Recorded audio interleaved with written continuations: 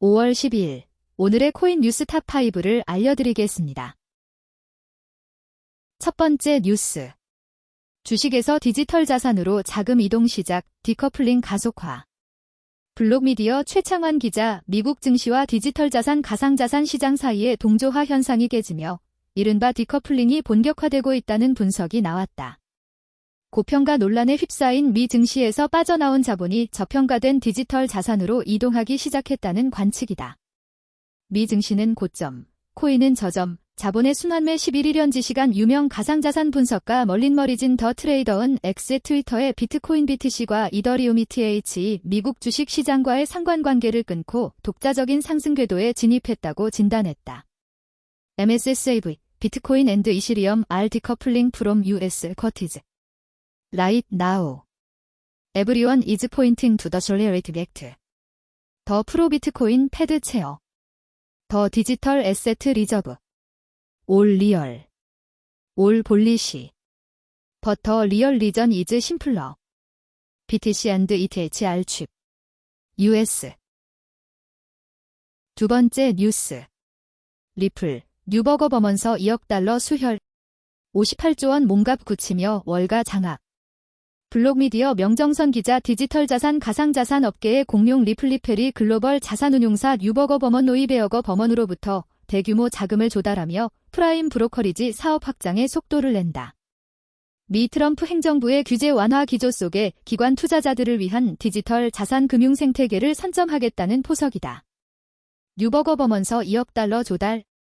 마진 거래 역량 강화 11일 현지 시각 코인데스크 등 외신에 따르면 리플은 글로벌 투자사 뉴버거 범언과 2억 달러 약 2,920억 원 규모의 자금 조달 계약을 체결했다. 이번 투자금은 리플의 기관 전용 플랫폼인 리플 프라임 리펠 프라임에 맞은 금융 역량을 확대하는 데 집중 투입될 예정이다. 리플의 기업 가치는 현재 400억 달러, 58조 4천억 원에 육박한다. 이는 국내 시가총액 상위권 대형주들과 어깨를 나란히 하는 수준이다. 특히 이번 투자를 주도한 뉴버거 범언은 운용 자산 AUM만 약 842조 원, 570달러비에 달하는 메가급 운용사로 리플의 제도권 안착을 상징적으로 보여준다는 평가다. 세 번째 뉴스.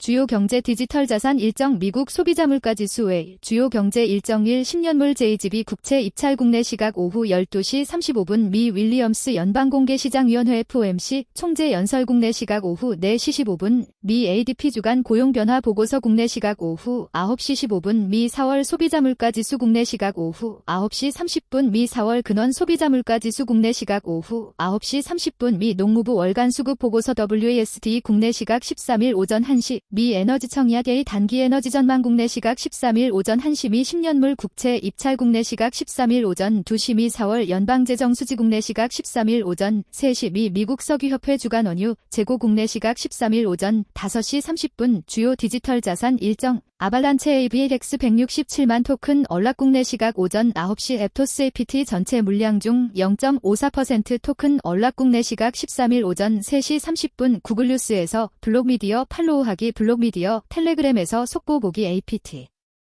AVX 샵사인 경제 일정 샵사인 경제지표 샵사인 주요 경제 일정 샵사인 주요 일정 관련 기사 트럼프 휴전은 생명유지 상태 달러금 뷰가 트리플 강세. 네 번째 뉴스. 오빈티브 1분기 현금 흐름 개선 누비스타 인수 부채 절반 축소. 오빈티브 OVB가 2026년 1분기 실적에서 강한 현금 창출력과 재무구조 개선을 함께 보여줬다. 회계상 순손실을 기록했지만 이는 유가 약세에 따른 비현금성 손상차손 영향이 컸고 실제 영업 현금 흐름과 생산 실적은 시장 가이던스 상단을 채웠다. 오빈티브는 5월 11일 현지 시간 1분기 영업활동 현금 흐름 11억 달러 약 1조 6,225억 원, 비일반 회계 기준 현금 흐름 12억 달러 약 1조 7,700억 원, 잉여 현금 흐름 6억 3,400만 달러 약 9,352억 원을 기록했다고 밝혔다.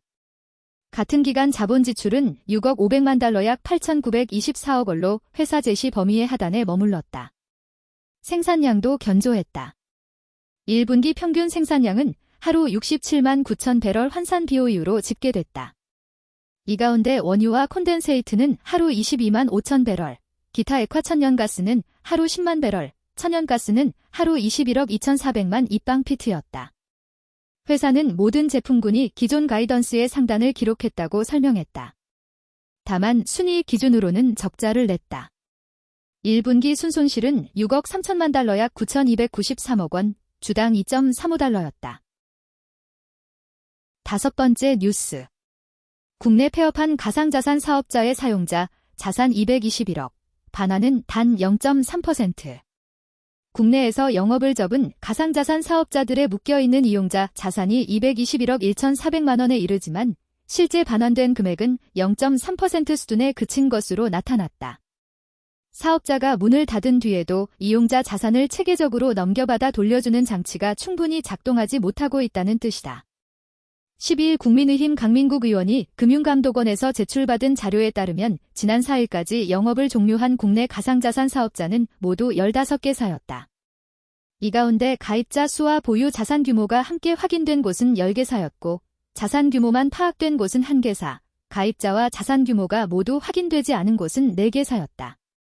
확인된 범위에서 이들 사업자의 이용자는 194만 9,742명, 묶인 자산은 지난 3월 말 시세 기준 가상자산과 원화 예치금을 합쳐 221억 1,400만 원으로 집계됐다. 문을 닫은 거래업체의 이용자 자산을 보관하고 반환하기 위해 디지털자산거래소 공동협의체인 닥사는 2024년 10월 비영리 재단인 디지털자산보호재단을 세웠다. 하지만 현재까지 이 재단으로 자산을 넘긴 사업자는 15곳 중 6곳에 그쳤다. 이관된 자산 규모는 23억 5,900만 원, 해당 이용자는 192만 1,493명이었다. 이상 오늘의 코인 뉴스 탑5였습니다. 감사합니다.